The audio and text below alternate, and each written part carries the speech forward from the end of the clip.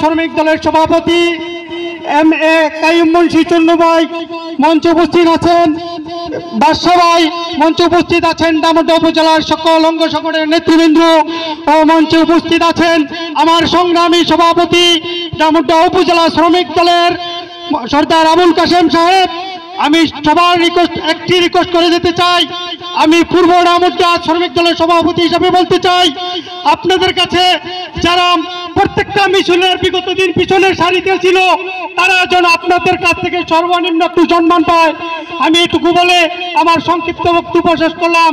শহীদ জিয়া অমর হোক, খালেদা জিয়া জিন্দাবাদ, অপু ভাই জিন্দাবাদ, বাংলাদেশ জিন্দাবাদ, শহীদ জিয়া অমর হোক, খালেদা জিয়া জিন্দাবাদ, তারুণ্যের অহংকার তারেক রহমান জিন্দাবাদ।